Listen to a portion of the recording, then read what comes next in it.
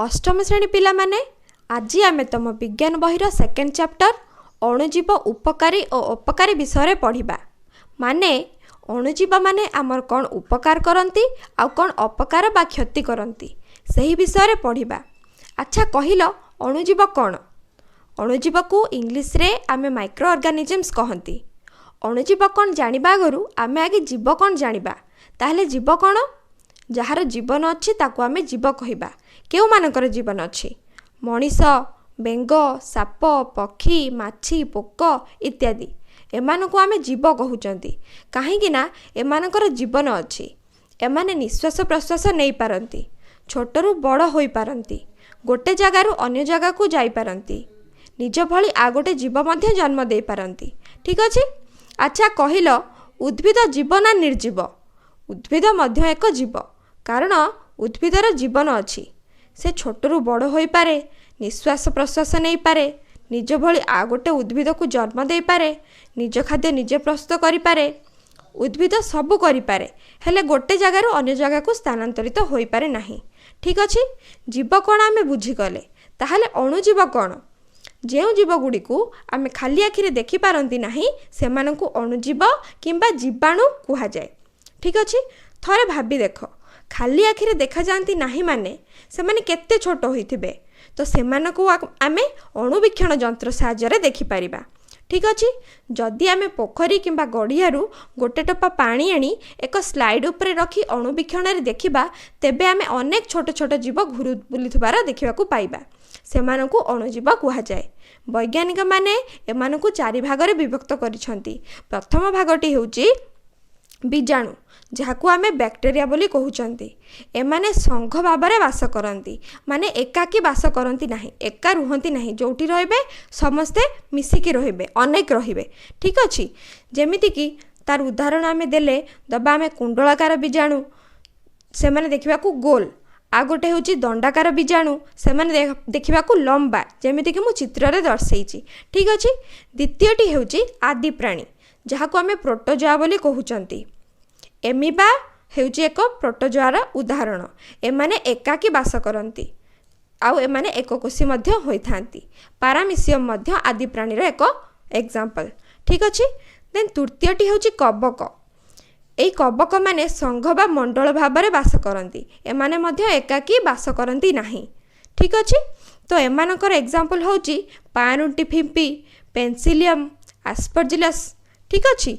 Then चतुर्थटी हेउची शैवाल। सेमानक मध्यरे आसुचंती Chlamydomonas आउ spirogyra. एमानको आमे शैवाल बोली कहिथांती। ठीक अछि। जेमति कि मु चित्र रे दर्शेइची।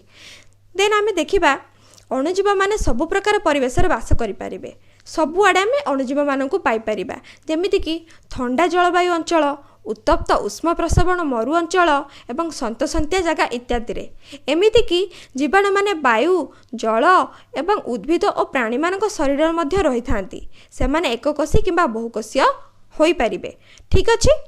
चलो एबे पढ़िबा अणुजीव जगतर एक विचित्र जीवाणु, जहार उपस्थिति को केवल अनुमान करी जानी हेबो। तार ना हेउची भूताणु। ठीक अच्छे कि नहीं? भूताणु विषय आमे अनेक पढ़िबा। भूताणु विषय जानिले हमको निश्चित इंटरेस्टिंग लागिबो। देखिबा भूताणु कौन? एमानकर आकार एते छोट जे अणुवीक्षण रे देखिबा एमानकु संभव हुए नाही। केवल इलेक्ट्रॉनिक अणुवीक्षण रे एक फोटोग्राफी प्लेट रे एहार छवि निया जाई पारे। ठीक अछि। एही छवि भूताणुर प्रकृत मापर प्राय 20,000 गुण। थरे भाबी देख, 20 प्रकृत मापर 20,000 गुण माने सेटा केते छोट हेतिबो। तो ताकू आमे मिली माइक्रोन रे प्रकाश करिथांती। 1 मिली माइक्रोन जीए 1/1000 माइक्रोन सीए। ठीक अछि। देन भूताणु माने केवल पोषक जीवर कोष भितर रही निजर वंशवृद्धि करिथांती। जेमिति आमे पढ़िले अणुजीव मानक भितरे बीजाणु, आदि प्राणी, कबक, शैवाल एमाने सबुआडे देखिबा पाई मिलिथांती। किंतु भूताणु माने कोठी रहिथांती ना? भूताणु माने केवल पोषक जीव कोष भितरे रहिकी निजर वंशवृद्धि करिथांती। ताले पोषक कोष कौन? पोषक कोष होउची जहा भितरे रही सेमाने बंची पारिबे। ठीक अछि। तो सेमानक भितरे रही सेमाने वंशवृद्धि करिथांती।